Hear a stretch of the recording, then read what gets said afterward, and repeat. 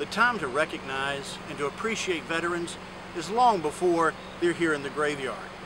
Some veterans didn't make it home, and those are the ones that we think about the most on Memorial Day and Veterans Day, for those that paid the ultimate sacrifice so that we can enjoy our freedoms here in America.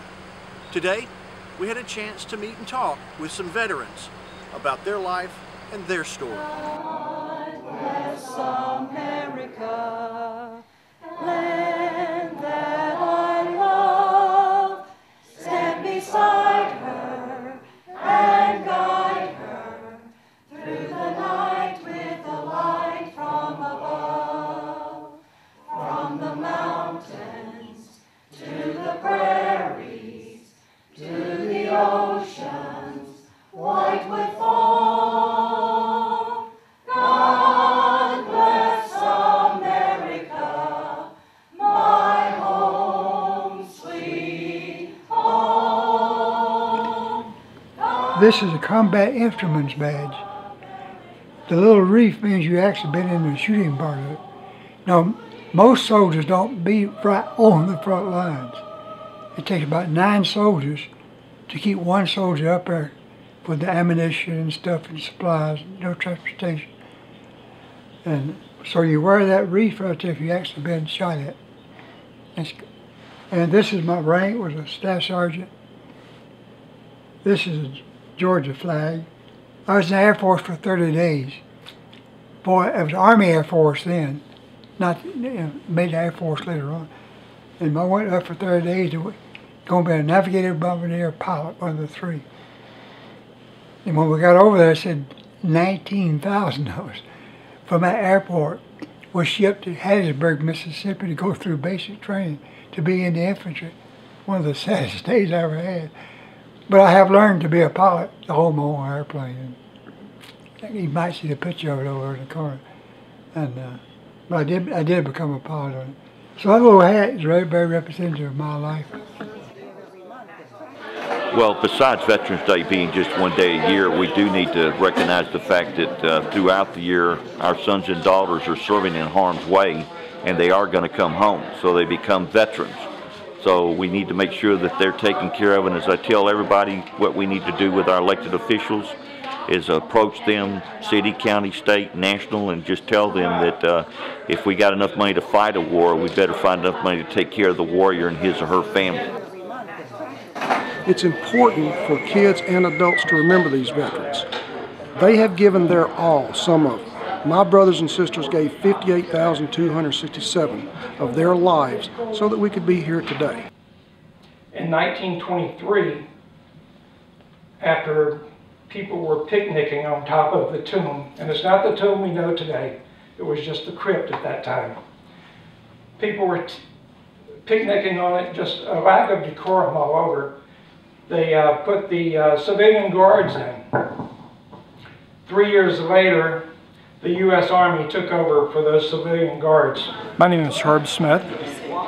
I'm a veteran from 67 to 69, U.S. Army. I was a draftee. I was fortunate to become the honor guard at the Tomb of the Unknown Soldier for 13 months as a sentinel and both a relief commander. It was quite a duty, a lot of dedication, a lot of work to do it, a lot of discipline, but it sure helped me later in life. I am badge number 70 out of about 600 today. That badge is the least rare next to the astronaut's badge.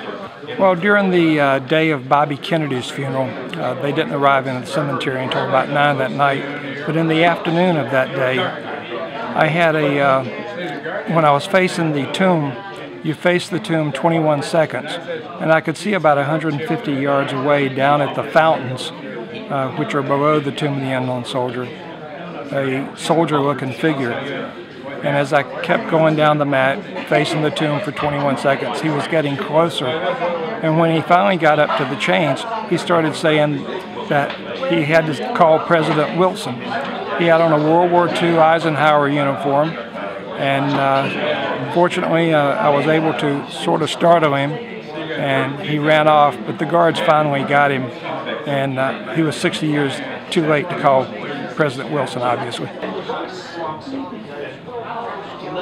I said in my speech that some of us have learned that our nation is the land of the free because it's the home of the brave. And I was referring, of course, to some of these veterans who have come home from wars in many fields around the world.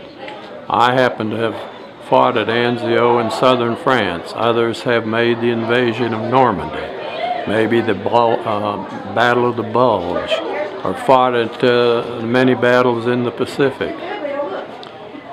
But each and every one has his own story and has had his own experiences, which may be beneficial to the younger generation. I like to see veterans meet and swap their stories and pass them on and encourage young people to be of service to their country. Following the war, I returned home and took advantage of the GI Bill of Rights and obtained a master's degree. I became a teacher and then returned to the FBI as a special agent, where I spent 23 years in the service of my country. Following my retirement in 1978, I worked in Rockdale County as a bailiff for Judge Clarence Vaughn. And when he retired, I became a bailiff in Newton County. I have worked in both counties for all these years since 1978.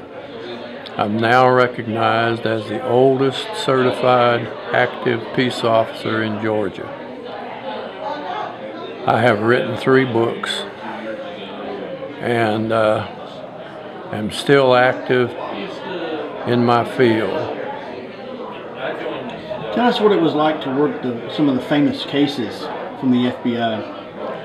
Well, my most famous case now is in the Museum of Law Enforcement in Washington, D.C. It's called the Lemuel Penn case.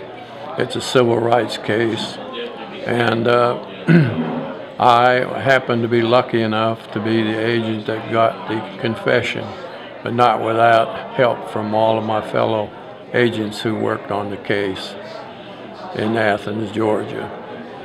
I've worked the search of James Earl Ray's car. I've worked as one of the individuals protecting Attorney General Katzenbach when he made George Wallace step aside so that the University of Alabama could be integrated. I have interviewed Bull Connor following his sicking of the police dogs on the blacks in Birmingham, Alabama, and have done countless civil rights case investigations in my career. I'm very proud of my service, and I'm proud that I've been allowed to continue in my chosen profession all these years. One of our individuals at this post, Peter Wolf, is also a deputy sheriff for Rockdale County. She's involved with our Patriots Pen and VOD, and a whole class is wanting to come over here to find out really what veterans are about. And so to me, that's what's important, the young kids, because if you look at the core educational values of what they've got right now, it doesn't teach anything about really what American history, what veterans stand for. A veteran always has a great story. All you have to do is say thank you and take the time to listen. For the news, I'm Darrell Edwards.